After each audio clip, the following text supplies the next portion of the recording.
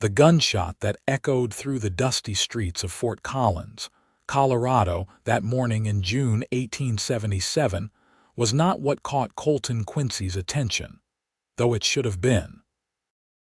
Violence was common enough in this cattle town nestled against the Front Range, where ranchers and cowboys mingled with homesteaders trying to scratch out a living from the unforgiving land. No, what stopped Colton dead in his tracks as he led his mare down the rutted main street was something far more unexpected. The sound of a woman's voice, humming a melody so pure and haunting, it seemed to drift on the wind like a promise of something better than the hard life he had known for his 24 years. He pulled his horse to a halt, the leather reins slack in his calloused hands, and turned his head toward the source. Behind a modest wooden house with peeling white paint, he could see laundry hanging on a line, the wet fabric heavy and still in the morning air. The humming continued, rising and falling in a tune he did not recognize, but felt he had been waiting his whole life to hear. Without thinking, Colton tied his mare to the nearest post and walked slowly toward the fence that separated the street from the small yard. She came into view then, her arms raised to pin a white sheet to the line, her profile illuminated by the early sun. She wore a simple blue calico dress, faded from washing, and her dark hair was pulled back in a practical bun at the base of her neck. But it was not her appearance that held him frozen. It was that sound, that melody that seemed to come from somewhere deep inside her, effortless and unconscious, as natural as breathing. The tune was bittersweet, carrying both joy and sorrow in its notes, and Colton felt something shift in his chest, something he had thought died years ago when he lost his family to fever. The woman reached into her basket for another garment, still humming, completely unaware of her audience. Colton knew he should move, should continue on his way to the general store where he needed to pick up supplies before heading back to the ranch where he worked, but his feet seemed rooted to the dusty ground. He had heard plenty of women sing before, in saloons and churches, but this was different. This was not performance or pretense. This was simply a woman going about her morning chores, finding small moments of beauty in the mundane tasks that filled her days. "Can I help you with something?" The voice was different now, spoken not sung, with a hint of wariness that made Colton realize he had been staring like a fool. He pulled off his hat quickly, aware of how he must look, a dusty cowboy standing by her fence, watching her hang laundry. "I apologize, madam. I did not mean to intrude. I was just passing by and I heard you humming. It was the most beautiful sound I have heard in a long time." The woman's expression shifted from caution to surprise, a faint color rising in her cheeks. She was younger than he had first thought, perhaps 20 or 21, with clear hazel eyes and a sprinkling of freckles across her nose. "That is kind of you to say, though I am sure you are just being polite. I did not even realize I was doing it."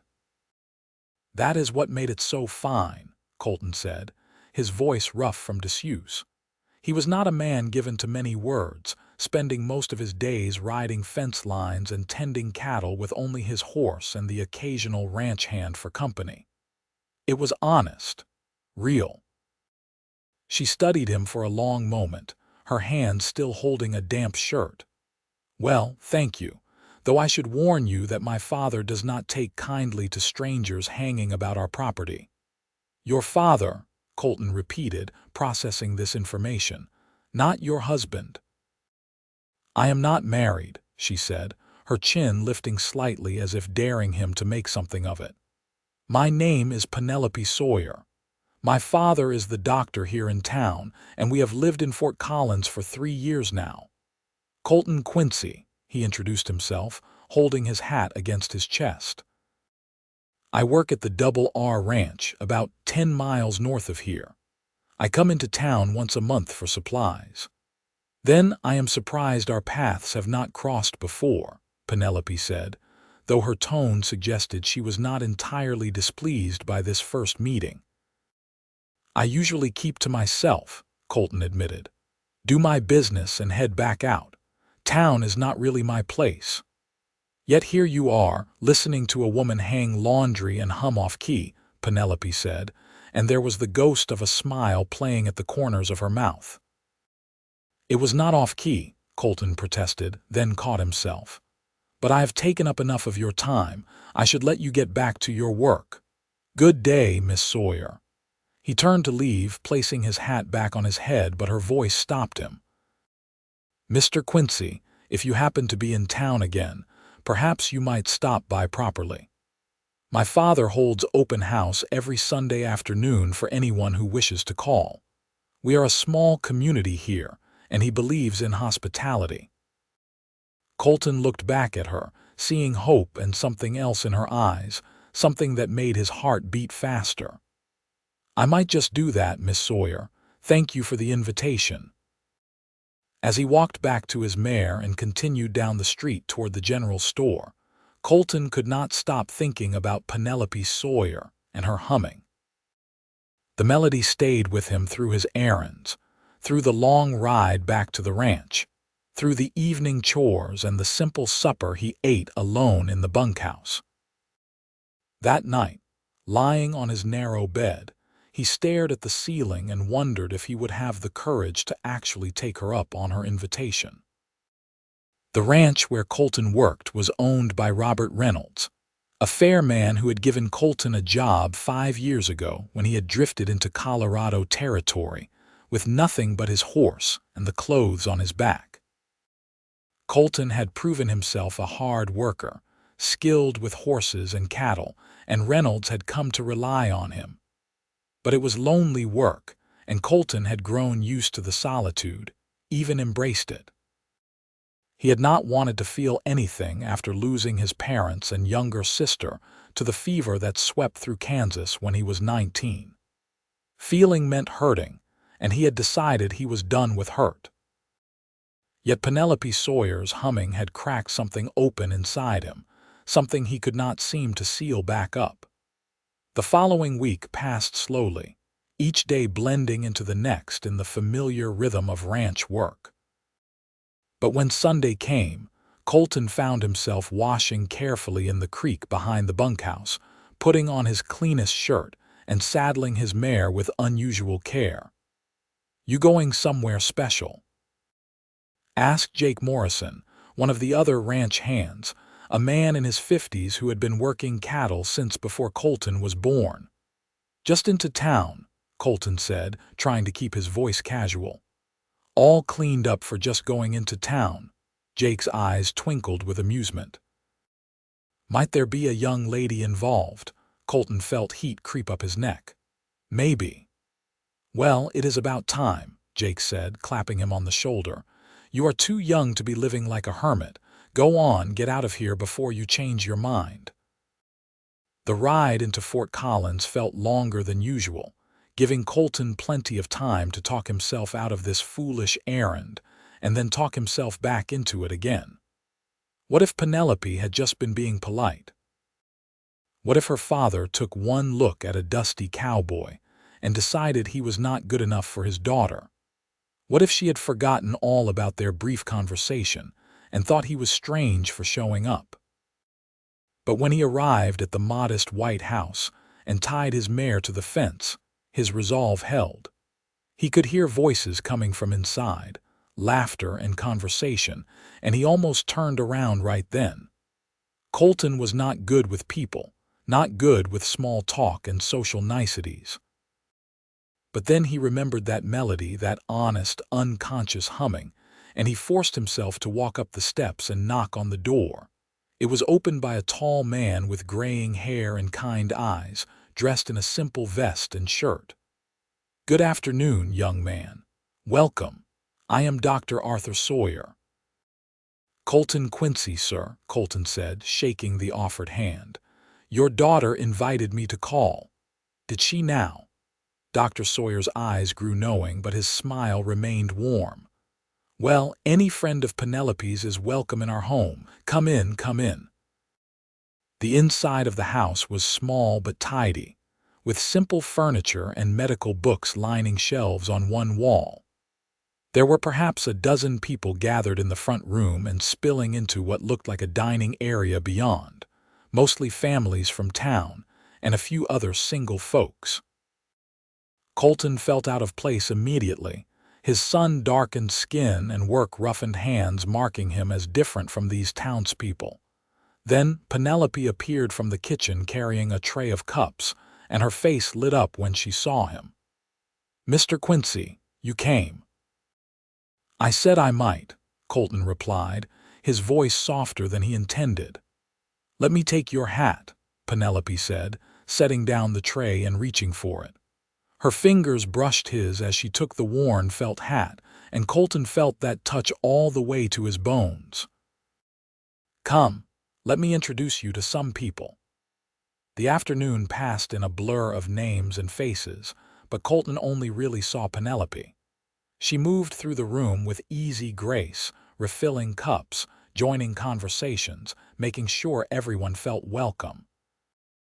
But her eyes kept finding his, and each time they did, she smiled. It was a smile that suggested she was glad he had come, that his presence meant something to her. When the crowd finally began to thin, and people started taking their leave, Dr. Sawyer excused himself to check on a patient, leaving Colton and Penelope alone in the front room. She sat down on a worn settee and gestured for him to take the chair across from her. "I am glad you came," Penelope said simply. "So am I," Colton admitted. "Though I almost talked myself out of it a dozen times on the ride here." "Why?" Penelope asked, tilting her head. "Because I am not good with people," Colton said honestly. "I have spent the last 5 years mostly alone, and before that, I did not have much practice either. My family kept to themselves on our farm in Kansas." "You said family," Penelope noted gently. "Past tense." Colton swallowed hard. "They died when I was 19. Fever took them all within a week.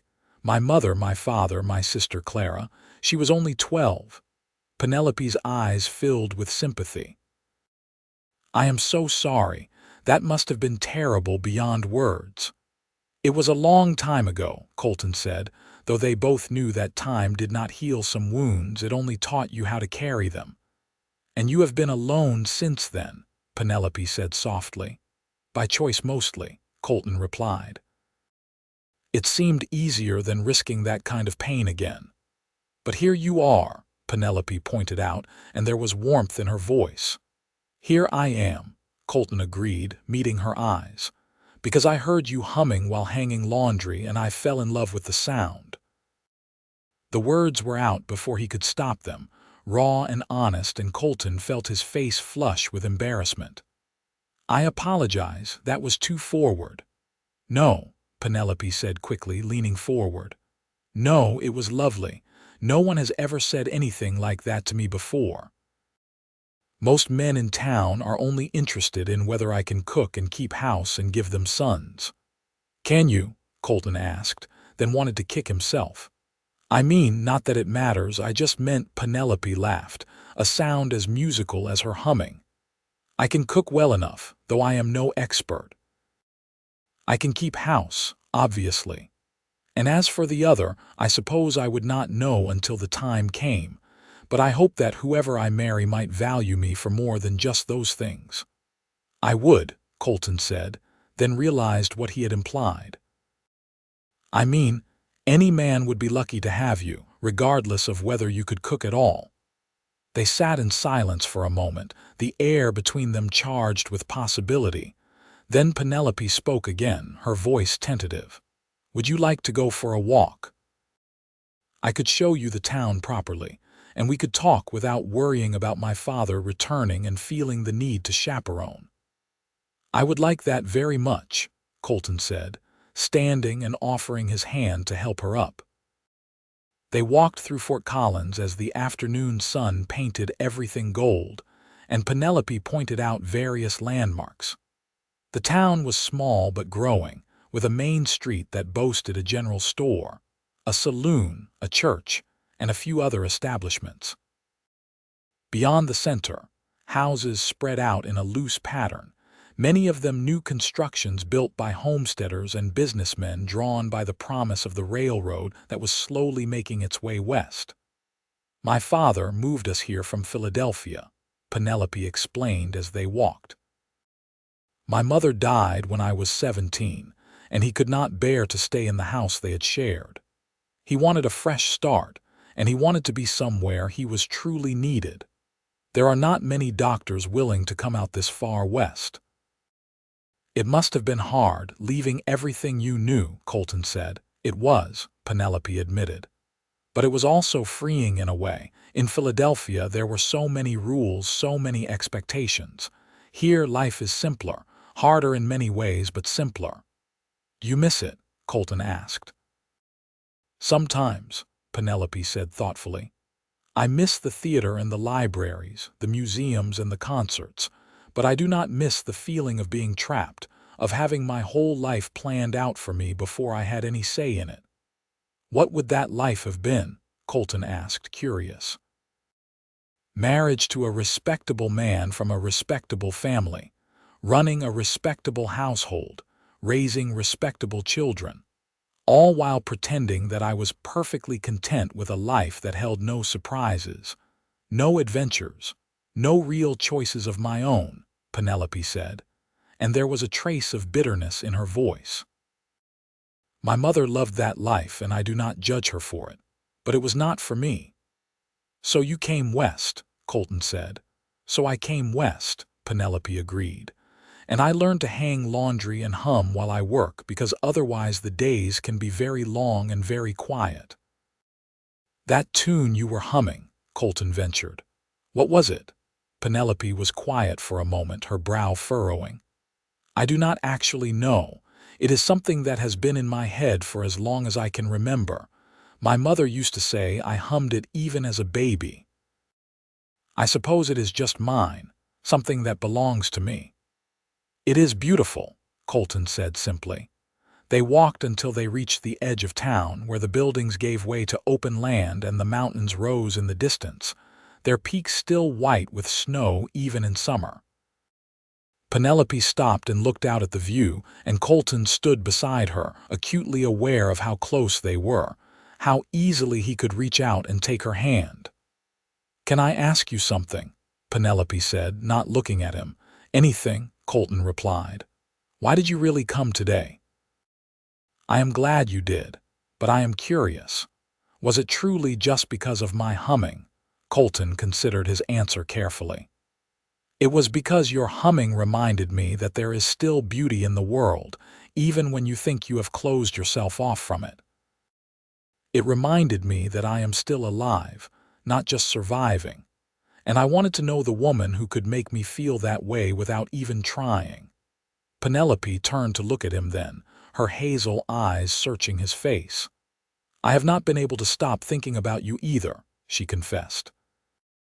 "All week, I kept hoping you would come and then being angry at myself for caring whether a stranger showed up or not. But you are not really a stranger, are you? I feel like I know you somehow." "I feel the same," Colton admitted. They stood there as the sun began to sink lower, painting the sky in shades of orange and pink, and Colton knew with absolute certainty that his life had just changed. He had come to Fort Collins for supplies and ended up finding something infinitely more valuable. Over the following weeks, Colton found reasons to come to town more frequently. Sometimes it was legitimate errands for the ranch, but often he simply made excuses to see Penelope. They would walk together or sit on the porch of her father's house, talking about everything and nothing. Colton learned that Penelope loved to read, that she had a sharp mind and strong opinions, that she worried about her father working too hard, that she dreamed of one day having a real garden with flowers and vegetables both.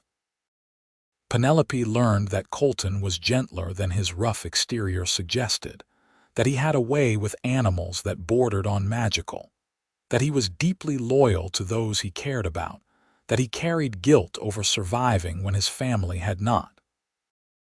They shared their pasts and their hopes, and with each conversation, Colton felt himself falling deeper in love with this woman who hummed without thinking and spoke her mind without apology. Dr. Sawyer watched their courtship with approval, telling Colton one evening that he was glad his daughter had found someone who saw her for who she truly was. "Penelope is not like other young women," the doctor said. "She needs someone who will not try to change her, who will let her be herself." "I would never want to change her," Colton said honestly. "She is perfect as she is." But as the summer progressed, Colton began to worry. He had nothing to offer Penelope, not really. He was a ranch hand with no land of his own, no home beyond a bunk in a shared building, no prospects beyond the monthly wages Reynolds paid him. How could he ask a doctor's daughter to give up what little comfort she had for a life of uncertainty? These worries came to a head one evening in late August when Penelope confronted him directly. They were sitting by the creek that ran behind her house, watching the water flow past in the fading light, and she turned to him suddenly. "Something is troubling you," she said. "You have been distant these past few days. If you are having second thoughts about us, I would rather you tell me honestly." "No," Colton said quickly, taking her hand. "No, it is not that at all. I love you, Penelope. I have loved you since I heard you humming that first morning." "But that is exactly the problem." "How is loving me a problem?" Penelope asked, confusion in her voice. "Because I have nothing to give you," Colton said, the words pouring out in a rush. "I am a hired hand, Penelope. I live in a bunkhouse with 5 other men. I own my horse, my saddle, 2 changes of clothes and a few personal items. That is all. I cannot offer you a home, I cannot offer you security, I cannot offer you anything close to the life you deserve." Penelope was quiet for a long moment, and Colton felt his heart sinking. Of course she would see reason, would realize that he was not good enough for her. But when she spoke, her voice was firm and clear. "Did I ask you for any of those things?" "No, but did I give you any indication that I cared about how much money you have or what kind of house you live in?" "No, but a woman needs, what I need," Penelope interrupted, "is a man who sees me, really sees me, not just some decorative object to place in his home. What I need is someone who makes me feel alive, who makes me want to hum without thinking about it. What I need is you, Colton Quincy, exactly as you are." Colton stared at her, hope and disbelief warring in his chest. "You truly mean that?" "I have never been more serious about anything in my life," Penelope said. "Yes, life will be hard. Yes, we will have to work for everything we have. But I would rather have a hard life with you than an easy one with someone who does not make my heart race the way you do." "I love you," Colton said, the words inadequate for the depth of what he felt. "I love you too," Penelope replied. And when he kissed her for the first time, soft and tentative in the gathering darkness, Colton felt like he had finally come home. They were married in October, in the small church in Fort Collins with Dr. Sawyer officiating and the ranch hands from the Double R serving as witnesses. Penelope wore a simple dress she had sewn herself, white cotton with blue ribbon at the waist, and Colton wore his best shirt and the new vest Reynolds had given him as a wedding present. The ceremony was short and sweet, and when they were pronounced husband and wife, Colton kissed Penelope with all the love and promise he could pour into that single moment. Reynolds had given them a wedding gift beyond the vest, a small cabin on the far edge of the ranch property, one that had been used by the previous foreman before he retired. It needed work, but it had a solid roof, a stone fireplace, and most importantly, it was theirs.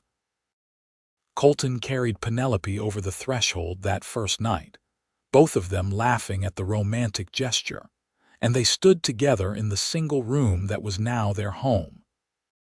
"It is perfect," Penelope said, looking around at the rough wooden walls, the simple furniture, the single window that looked out toward the mountains.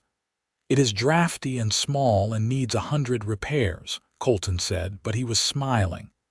"It is ours," Penelope countered. "That makes it perfect."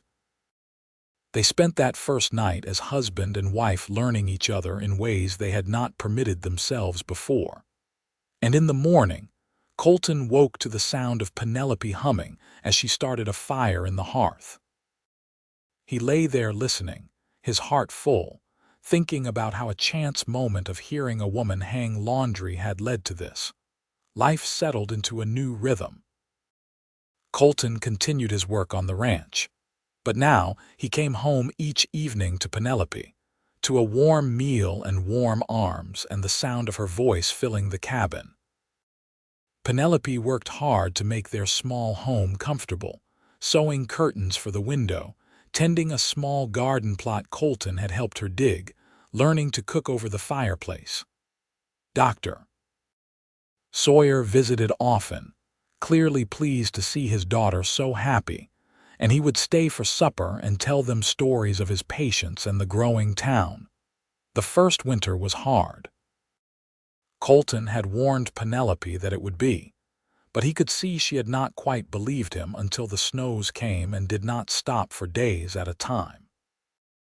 Their cabin was isolated from the main ranch buildings, and there were days when Colton could not make it to work, when they were trapped inside with only each other for company. But rather than driving them apart, the forced closeness only deepened their bond. "Tell me about your sister," Penelope said one evening as they sat by the fire, wrapped in blankets against the cold. "You never talk about her much." Colton was quiet for a moment, old pain surfacing. But Penelope's hand was warm in his, and he found he wanted to share this with her. "Clara was full of life," he said slowly. "She was always laughing, always singing, always finding joy in the smallest things. When she died, it felt like all the light went out of the world." "She sounds wonderful," Penelope said softly. "She was," Colton agreed. "She would have liked you. You remind me of her sometimes, the way you find happiness in ordinary moments." "I hope I would have been a good sister to her," Penelope said. "You would have been," Colton assured her, pulling her closer. "Thank you for letting me talk about her." "Always," Penelope said. "They are part of you, your family. I want to know all of you." As winter gave way to spring, Penelope began to suspect she might be carrying a child. She waited until she was certain before telling Colton, choosing a moment when they were working together in the garden, planting seeds for vegetables.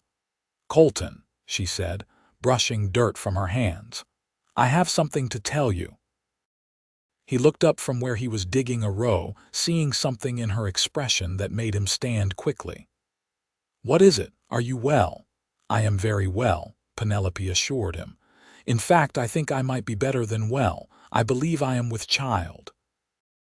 Colton felt the world stop for a moment, fear and joy colliding in his chest. "Are you certain?" "As certain as I can be without my father confirming it, which I was hoping we could do today," Penelope said. "Are you happy?" "Happy." Colton crossed the distance between them in 2 strides, lifting her into his arms and spinning her around. "Happy does not begin to cover it. Terrified, yes. Overwhelmed, absolutely. But so happy I could burst with it." Penelope laughed, her arms around his neck. "Put me down before you trip, and we both end up in the dirt." Dr. Sawyer confirmed the pregnancy that afternoon, his own joy evident as he congratulated them both. "You will make wonderful parents," he said warmly, "and I will be right here to help in any way I can." The pregnancy progressed smoothly through the spring and summer. Colton found himself even more protective of Penelope than before, worrying over her constantly, making sure she did not overwork herself. Penelope bore his hovering with good humor, though she occasionally had to remind him that she was not made of glass. Women have been having babies since the beginning of time. She pointed out one evening when he insisted, she sit down instead of helping him with the dishes. "I am perfectly capable of washing a few plates." "I know," Colton said, but he did not stop doing the dishes himself. As the leaves began to turn gold and red, Penelope's time drew near. Dr. Sawyer had arranged to stay with them for the final weeks, not trusting the distance between town and the ranch when his grandchild was about to be born. Colton was grateful for the older man's presence, knowing that his own fear might have consumed him otherwise. The labor began on a cool October evening, almost exactly a year after their wedding.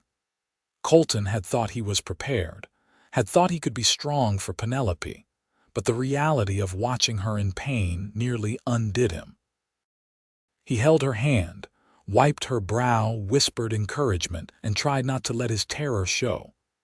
"You are doing so well," Dr. Sawyer said calmly, his professional demeanor a steadying force in the small cabin. "Not much longer now." But it was longer, hours that stretched into what felt like eternity, and Colton found himself praying to a God he had not spoken to since his family died.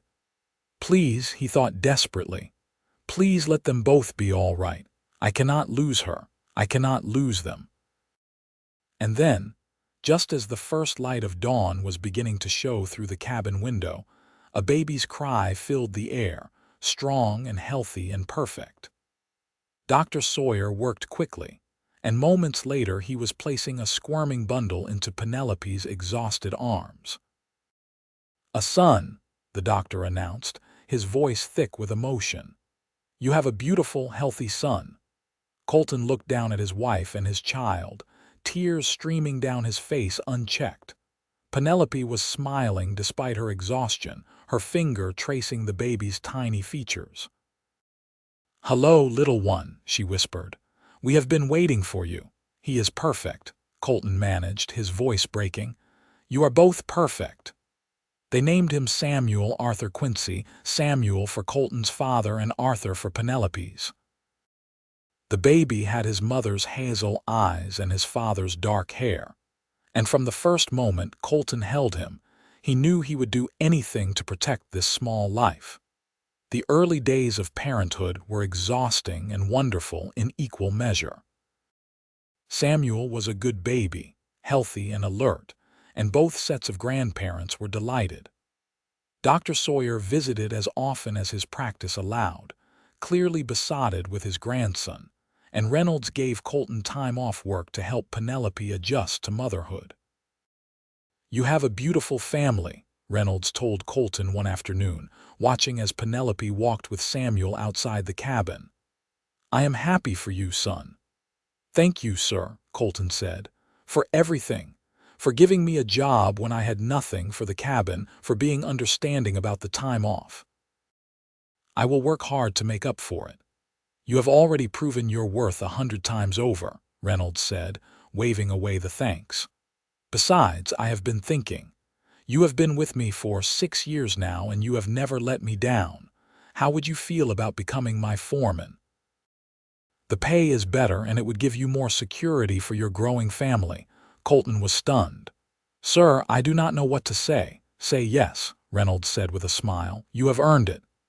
"Then yes, absolutely yes," Colton said, shaking the older man's hand gratefully. "Thank you, sir. You will not regret it." Life continued to improve. With his new position and better pay, Colton was able to make improvements to the cabin, adding a separate bedroom and enlarging the kitchen.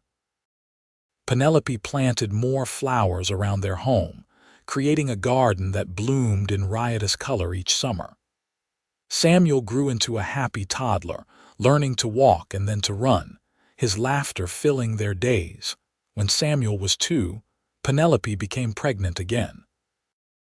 This time, knowing what to expect, Colton was calmer, though still anxious. Their daughter was born on a warm June evening, quick and easy compared to Samuel's birth, and they named her Clara Rose, honoring both Colton's lost sister and Penelope's love of her garden. Clara was different from her brother, quieter and more observant, with her father's serious eyes and her mother's gentle nature. Samuel adored his baby sister, bringing her flowers from the garden and singing to her in his childish voice, songs he made up that made no sense but delighted Clara nonetheless. "They are so beautiful," Penelope said one evening, watching the children play on the floor of the cabin while she and Colton sat together. "Sometimes I cannot believe they are ours." "I know what you mean," Colton said, his arm around her shoulders. "Sometimes I still cannot believe you are mine, that this life is mine. I keep expecting to wake up and find it was all a dream." "Not a dream," Penelope assured him, leaning her head against his shoulder.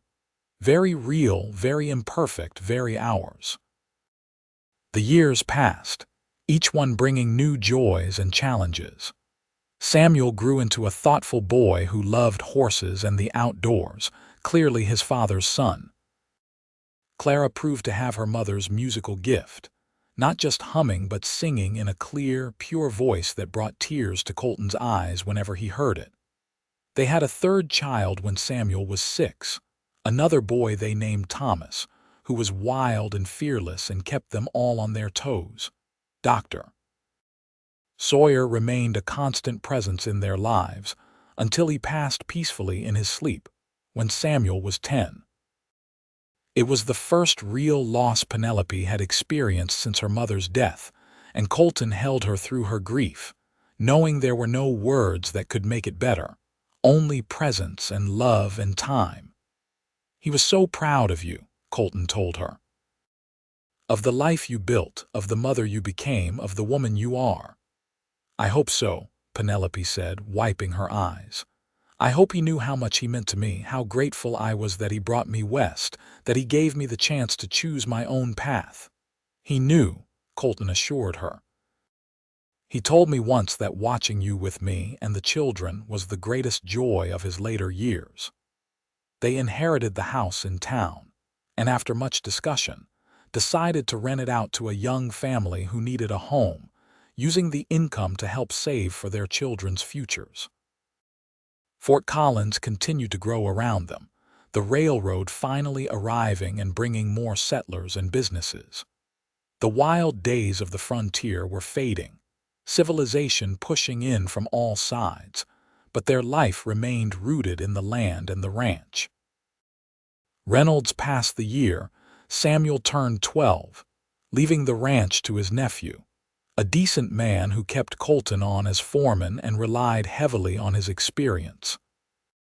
Colton taught Samuel the work of the ranch, taking him on rounds, showing him how to read the land and the weather, how to treat animals with respect, how to earn the trust of the men he worked with. Clara, meanwhile, discovered a love of teaching and began helping at the new schoolhouse that had been built in town, assisting the teacher with the younger children. Thomas declared he wanted to be a lawman, inspired by the stories of frontier marshals, though Colton secretly hoped he would grow out of that particular ambition. When Samuel was 16, Colton took him to visit the grave of his grandparents in Kansas, wanting him to know where he came from, to understand the family that had come before. They stood together in the small cemetery, the graves weathered by time but still readable, and Colton told his son about his parents and his sister Clara. "I wish I could have known them," Samuel said quietly. "So do I," Colton replied. "But in a way you do. You carry them with you in your name, in your blood, in the stories I tell you. They live on through you and your sister and your brother." "Do you think they would be proud of you?" Samuel asked. Colton considered the question. "I hope so. I think they would be happy that I found my way back to living, that I did not let grief consume me forever." "Because of Mama," Samuel said, and it was not a question. "Because of your Mama," Colton agreed. "She saved me without even knowing she was doing it." As the years continued to pass, Colton watched his children grow into adults. Samuel married a rancher's daughter and took a job at a neighboring spread, starting his own family. Clara married a businessman from town and continued teaching, becoming a beloved figure in the community. Thomas, true to his childhood dreams, became a deputy sheriff, and though it worried Colton, he was proud of his son's dedication to justice. Colton and Penelope grew older together, their hair turning gray, their faces weathering like the mountains around them. But every morning, as Penelope went about her daily tasks, she still hummed that nameless melody that had first captured Colton's heart, and every morning he still stopped to listen, still fell in love all over again with the sound. "You remember the first time we met?" Penelope asked one evening as they sat on the porch of their cabin, watching the sunset paint the sky. They were in their 50s now, their children grown and scattered, their life quieter than it had been in years. "Every detail," Colton said. "You were hanging laundry, wearing that blue dress, and you were humming. I thought it was the most beautiful thing I had ever heard." "I had no idea anyone was listening," Penelope said with a soft laugh. "I almost died of embarrassment when I realized you were standing there." "Best decision I ever made, stopping to listen," Colton said, taking her hand. "Best thing I ever did, humming without thinking," Penelope countered. "Funny how the smallest moments can change everything." "Not so small," Colton disagreed. "That moment was everything. It was you, unconscious and honest and real. That is what I fell in love with, and that is what I still love every single day." "You old romantic," Penelope teased, but her eyes were soft. "Only for you," Colton said, and he meant it. They had 10 more good years together, years filled with grandchildren and quiet contentment. Samuel gave them 3 grandchildren, Clara 2, and Thomas 1. Their small cabin became a gathering place for holidays and celebrations, filled with noise and laughter and love. Colton taught his grandchildren to ride, to respect the land, to work hard. Penelope taught them songs and stories, filling their heads with wonder and possibility. On their 40th wedding anniversary, their children surprised them with a party in town, the whole community turning out to celebrate the couple who had become pillars of Fort Collins.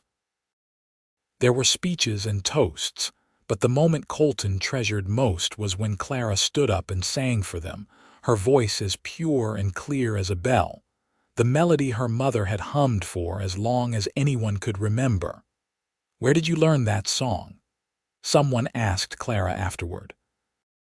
"From my mother," Clara replied, though she says it is just something that has always been with her. "It is beautiful," the person said, and Colton met Penelope's eyes across the room, remembering that first morning, that first moment of connection. When Colton was 68, he took a fall from his horse while checking fence lines, breaking his hip. It was the beginning of the end of his active work life, though he fought against retirement stubbornly. Penelope nursed him through his recovery, patient and loving even when he was frustrated and difficult. "I am supposed to take care of you," Colton grumbled one afternoon as she helped him walk across the room. "And you have, for 40 years, Penelope said firmly. "Now it is my turn. Hush and let me do this." He did eventually heal, but he was never quite the same, moving more slowly, tiring more easily. The new ranch owner, understanding and grateful for Colton's years of service, gave him a pension and told him he had earned his rest. It was hard for Colton to step back, to let go of the work that had defined so much of his adult life, but he found new purpose in spending time with his grandchildren, in sitting with Penelope and talking about everything and nothing.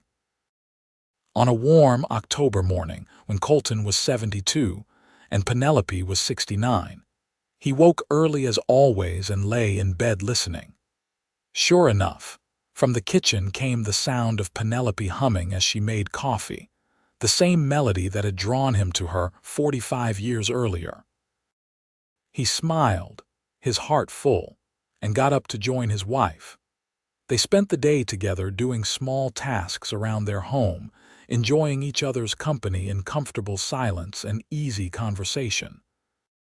That evening, as they sat on their porch watching the sunset, Penelope leaned her head on Colton's shoulder. "You have any regrets?" she asked suddenly. Colton thought about it carefully. "No," he said finally. "My life was hard before I met you, and it has not always been easy since. But I would not change a single moment if it meant not having you, not having our children, not having this life we built together." "Good answer," Penelope said with a soft laugh, "because I feel exactly the same." They sat in silence for a while, watching the sky turn from gold to pink to purple. Then Penelope began to hum, soft and sweet, and Colton closed his eyes, letting the sound wash over him like a blessing. "I still love that sound," he murmured. "I know," Penelope said. "You tell me every time." "Because it is true every time," Colton replied. As the stars began to appear in the darkening sky, they went inside together, closing the door on another day, another gift in a life full of unexpected gifts. The Wild West they had known was gone now, tamed by time and progress, but their love remained as wild and free as ever, rooted in a single moment when a cowboy had stopped to listen to a woman humming while hanging laundry. The seasons continued their endless cycle, and Colton and Penelope continued with them. When Colton was 75, he began to slow down significantly, his body finally demanding the rest he had denied it for so long. He spent his days in the cabin or on the porch, content to watch the world go by, to hold Penelope's hand, to listen to her hum. Thomas had become sheriff by then. Clara was a grandmother herself, and Samuel was managing his own ranch successfully. Their children visited often, bringing the grandchildren and even a few great-grandchildren, filling the cabin with the chaos and joy of family. Colton would watch them all with peaceful satisfaction, knowing that he and Penelope had created something that would outlast them, a legacy of love and hard work and devotion. One spring evening, as they sat together watching the sunset for what would be the 10,000th time or more, Colton spoke quietly. "When I am gone, I want you to keep humming." "Do not talk like that," Penelope said, her voice catching. "We have to talk about it sometime," Colton said gently. "I am an old man and you are not far behind. I just want you to know that when my time comes, I want you to keep finding joy in the small things, keep humming while you work, keep living." "Only if you promise the same," Penelope said firmly. "If I go first, you do not get to give up. You keep loving, keep living, keep telling our grandchildren stories." "Deal," Colton said, squeezing her hand. But as it turned out, neither had to endure long without the other. Colton passed peacefully in his sleep on a cold November night when he was 78, surrounded by family. Penelope held his hand as he took his last breath, her tears falling silently as she said goodbye to the man who had loved her for nearly half a century. The grief was crushing, but Penelope remembered her promise. She kept living, kept humming, kept finding joy where she could, though the cabin felt impossibly empty without Colton's presence. Her children gathered around her, supporting her through the worst of it, and gradually she found a new rhythm to her days. But it was clear to everyone who knew her that a light had gone out in Penelope. She still smiled, still sang to her great-grandchildren, still worked in her garden, but there was a distance in her eyes, a part of her that was already looking toward whatever came next. 3 months after Colton's death, on a bright February morning, Penelope was hanging laundry, humming as she always did. Clara happened to be visiting and heard her mother's voice from inside the house. She stepped outside to see if Penelope needed help and found her standing by the clothesline, a peaceful smile on her face, her hand still holding a wet sheet. Penelope had passed as gently as Colton had, her heart simply stopping between one note and the next of her eternal melody. Clara wept as she called for the doctor, though she knew there was nothing to be done. Her mother was gone, reunited with her father in whatever lay beyond this life. They buried Penelope next to Colton in the cemetery on a hill overlooking Fort Collins and the mountains beyond. The whole town turned out for the funeral, paying their respects to a woman who had touched so many lives with her kindness and grace. At the graveside, Clara sang her mother's melody one last time, her voice breaking with emotion, and there was not a dry eye among the mourners. After the service, Samuel stood with his siblings looking at their parents' graves, side by side as they had been in life. "They had a good life," Thomas said quietly. "They had a beautiful life," Clara corrected. "Full of love and struggle and joy, everything that makes a life worth living."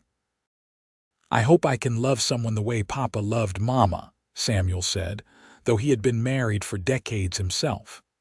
"He loved her from the first moment he heard her hum," Clara said. "That is what he always told us." He fell in love with the sound, and then he fell in love with her, and he never fell out of love, not once in all those years. The three siblings stood together for a long moment, remembering their parents, grateful for the legacy they had left behind. Then they walked back down the hill together, leaving their parents to rest in the shadow of the mountains they had loved. Years later, Clara's granddaughter would write a book about her great-grandparents, preserving their story for future generations. She titled it The Melody of Love, and in it, she recounted how a simple moment, a woman humming while hanging laundry and a cowboy stopping to listen, had blossomed into a love story that spanned nearly half a century and touched countless lives. The book became a local favorite in Fort Collins, where Colton and Penelope were still remembered fondly. The cabin where they had raised their family was preserved and eventually turned into a small museum, celebrating not just their lives, but the lives of all the pioneers who had built Colorado from wilderness into civilization. And sometimes, visitors to the cabin would swear they could hear it on the wind, a woman's voice humming a nameless melody, sweet and pure and eternal. It was probably just their imagination, or the wind through the trees, or the creek babbling nearby. But then again, maybe some love was strong enough to echo through time, a reminder that in the hardest of places and the roughest of times, beauty and connection and devotion could still flourish, could still change everything. The story of Colton and Penelope became part of the fabric of Fort Collins, passed down through generations as an example of what love could be when it was built on genuine appreciation, mutual respect, and unwavering commitment. Their descendants scattered across Colorado and beyond, but many remained in the area, carrying forward the values their great-great-grandparents had lived by. The cabin still stood, weathered but sturdy, a testament to Colton's craftsmanship and care. The garden Penelope had planted had long since gone wild, but some of her roses still bloomed each summer, descendants of the cuttings she had carefully tended so many years before. And in the small cemetery on the hill, their graves were always tended, always decorated with fresh flowers, never forgotten. Their story reminded people that love did not always announce itself with fanfare. Sometimes it came quietly, in the form of a melody hummed without thinking, heard by someone who needed to remember that beauty still existed in the world. Sometimes love was simply being seen, being valued for who you truly were rather than what you could provide or what role you could fill. Colton had fallen in love with Penelope's sound, her unconscious expression of self, and that love had sustained them through decades of hardship and joy, loss and gain, struggle and triumph. They had built a life together from almost nothing, had raised children who in turn raised children, creating a legacy that would endure long after they were gone. And perhaps that was the real magic of their story. Not that it was extraordinary, but that it was not. They were ordinary people living ordinary lives in a time and place that demanded everything they had to give. But they had found each other, had chosen each other, and had built something lasting from that choice. Their love was not perfect or easy or simple, but it was real and true and strong enough to weather anything life threw at them. In the end, that was all anyone could hope for.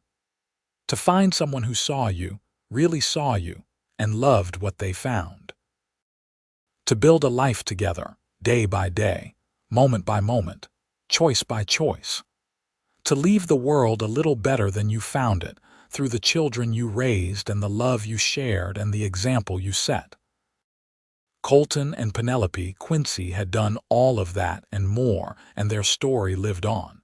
A testament to the enduring power of love, the importance of truly seeing the people around us, and the unexpected ways a single moment can change everything.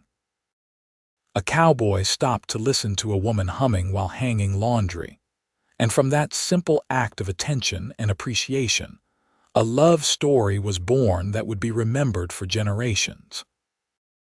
Their love had been tested by distance and difficulty, by loss and hardship, by the simple wearing demands of everyday life. But it had held strong and true, a foundation upon which they built not just their own happiness but a family, a legacy, a story worth telling. And in the telling, perhaps others would be inspired to stop and listen, to pay attention to the small moments of beauty around them, to have the courage to speak their hearts and build something lasting with the person they loved. The sun set over the mountains just as it had every day of Colton and Penelope's lives together, painting the sky in brilliant shades of gold and crimson and purple. The wind whispered through the pines, carrying with it the scent of sage and wildflowers. And somewhere, in the space between memory and hope, a woman hummed a nameless melody while hanging laundry, and a cowboy stopped to listen, falling in love with the sound, falling in love with her, beginning again the eternal dance of two souls finding each other against all odds. That was their story, simple and profound, ordinary and miraculous, a love that had weathered everything and endured. And it was enough, more than enough. It was everything.